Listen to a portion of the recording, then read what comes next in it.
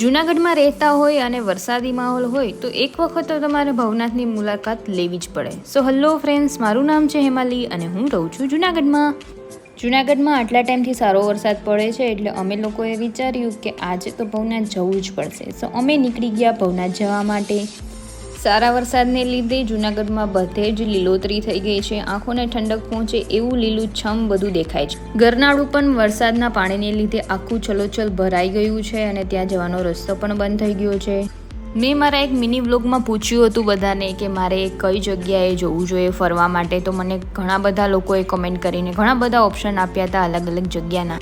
એમાં ઘણા લોકોએ મને સાપુતારાનું કીધું હતું કે ત્યાં જઈ આવો વરસાદમાં, પણ અહીંયા અમારે જૂનાગઢમાં સાપુતારા કરતાં પણ વધારે સારું છે. અહીંયા પણ પહાડ છે, ઝરણાઓ છે, મંદિર છે, મહાદેવ છે, તો અહીંયા મને જવું વધારે ગમશે સાપુતારા કરતાં.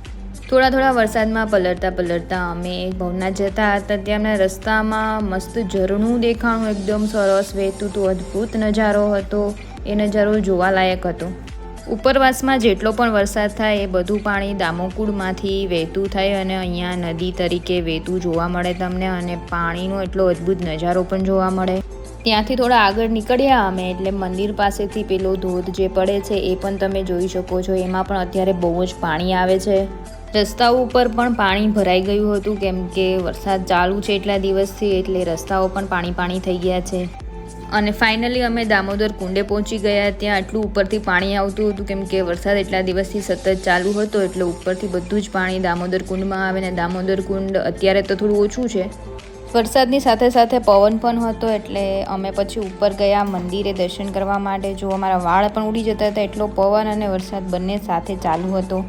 પછી અમે ત્યાં ઉપર મંદિરે પહોંચ્યા. મંદિર છે એ ભગવાન કૃષ્ણનું છે. જ્યાં નરસિંહ મહેતાને ભગવાને દર્શન આપ્યા હતા. મંદિર તો બંધ હતું પણ ઉપરથી દામોદર કુંડ પણ દેખાતો હતો અને બહુ સરસ લાગતું હતું એ નજારો, એટલે અમે ત્યાં ઉપરથી એ જોતા હતા. મંદિરે આવીને જેટલી શાંતિ મળે એટલી શાંતિ બીજે ક્યાંય મળતી નથી. અને એમાં પણ જો આવો નજારો હોય, પાછળથી દામોદર કુંડ હોય, સામે મંદિર હોય, તો આટલી શાંતિ તો તમને બીજી ક્યાંય ના મળી શકે. અને જોઈ શકો છો કે એટલો સરસ નજારો હતો. ઉપરથી પહાડ, ગ્રીનરી, વાદળાઓ, પંખીઓ, મંદિર, નીચે દામોદર કુંડ, બહુ સરસ લાગતું હતું.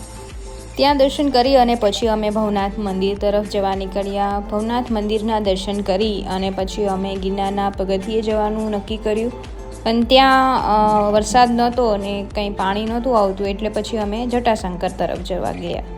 ત્યાંથી અમે પહોંચી ગયા જટાશંકર તરફ જવાના રસ્તે. ત્યાં તો હવે બધું બદલાઈ ગયું છે. પહેલાં તો આવું કંઈ હતું નહીં, પણ હવે બધું ચેકિંગ અને પ્લાસ્ટિક પર પ્રતિબંધ ને બધું આવી ગયું છે. એટલે ત્યાં પહોંચીએ એટલે પહેલાં તો ચેકિંગ ચાલુ થઈ જાય. અને ત્યાં શરૂઆતમાં જ પહેલાં એક ઝરણું આવી જાય છે જે ઉપરથી આખો પ્રવાહ આવતો હોય પાણીનો, અને એટલો સરસ અવાજ આવતો હતો પાણીનો, અને પાણી પર ઉપરથી ચોખ્ખું આવતું હતું. મન થતું હતું કે અત્યારે જ ત્યાં નાવા બેસી જઈએ. જો તમે જોઈ શકો છો કેટલું સરસ પાણી આવતું હતું, અને આ પાણી એટલું ઠંડુ પણ હતું. તો અમે થોડી વાર ત્યાં બેઠા અને ત્યાં પગ બોળવાની પણ મજા આવી ગઈ. ઉપર જવાનો વિચાર હતો પણ વરસાદ હતો એટલે અત્યારે જટાશંકર ના જઈ શક્યા અમે. ત્યાંથી થોડું ઉપર ચડ્યા અમે કેમ કે ત્યાં રસ્તો સરસ હતો અને થોડા વરસાદના છાંટા આવતા હતા અને આજુબાજુ પાણી વહેતું હતું, એટલે ત્યાંથી થોડાક ઉપર ચડ્યા અમે.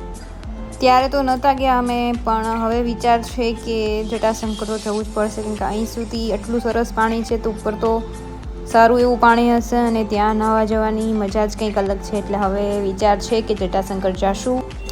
મને આ બધું જોઈને ત્યાંથી જવાનું મન નહોતું થતું અને ત્યાં જ રહેવાનું મન થતું હતું, પણ શું કરવું, વરસાદ ચાલુ થઈ ગયો એટલે પછી અમે ત્યાંથી નીકળી ગયા.